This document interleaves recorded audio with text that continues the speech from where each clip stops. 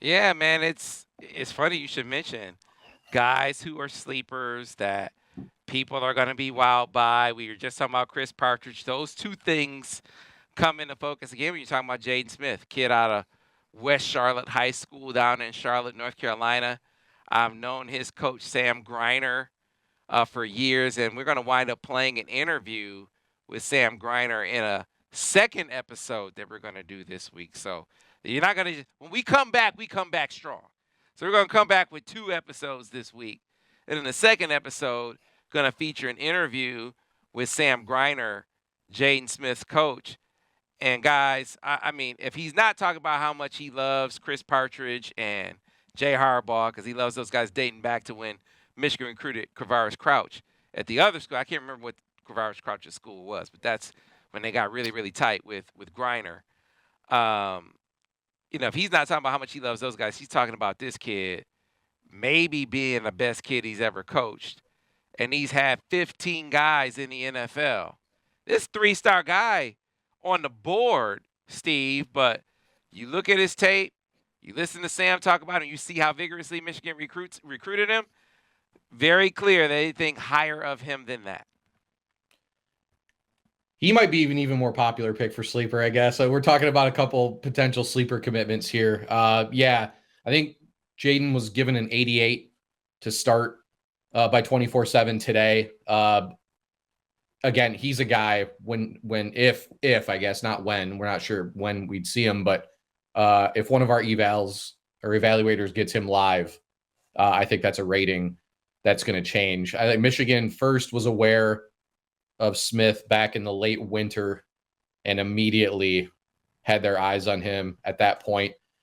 He's not built yet like a linebacker, but these are the kind of guys that linebacker that Partridge is looking for as far as explosiveness, guys that can play in space, and just that pure athleticism. But I know one thing I saw, Sam, I think it was your write-up about the bend that Smith has, that Greiner was mentioning. He has elite bend for a kid of his length and size. The versatility here is something that Michigan is really, really going to be able to work with. And yeah, I mean, this was one again, and this is why you always develop good relationships across the country, right? They didn't get Kravaris Crouch when they recruited him, but Greiner's a guy who's always seems to be coaching top level D1 type kids in the area.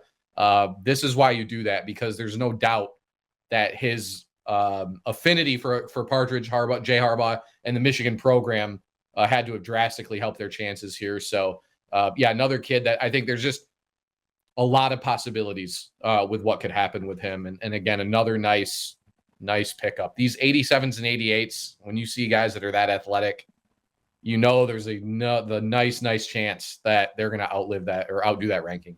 Well, I got to tell you, last few years, Sam Greiner, he's gotten kind of big time. I'm talking to him on the phone, and he's like, Sam, you must be on an Android. You don't sound as crispy and as clean as me on an iPhone. See, Sam Greiner went and got on. I don't know if you guys watched The Amazing Race.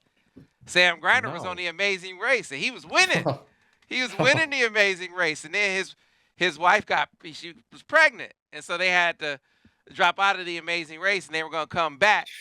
And some of the other contestants protested them coming back. So, but Sam's big. By the way, I mean, I guess things happen, right?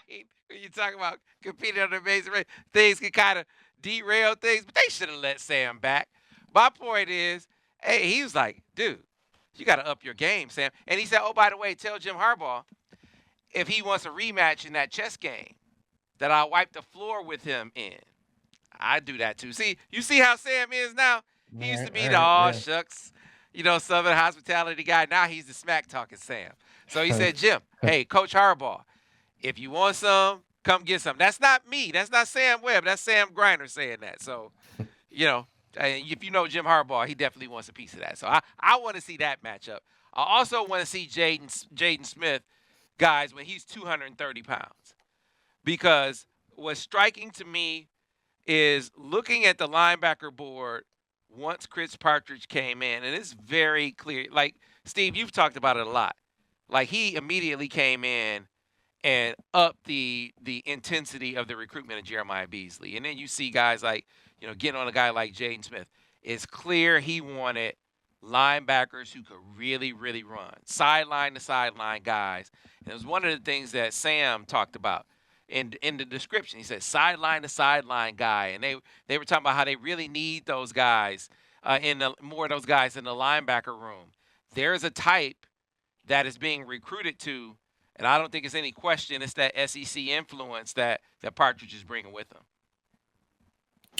Yeah, I mean, again, and here's the other thing too. You talk about wanting to see him at 230. Another thing, and I know we'll talk about a couple guys later, Elias Rudolph being one specifically. They are definitely recruiting with Ben Herbert in mind, as far as, you know what I mean? They can find a guy who other schools may look at and say, I don't, he's a little skinny, he's a little undersized, it'd take a lot of development, but we've seen how Michigan has developed some of these guys, and it's clear.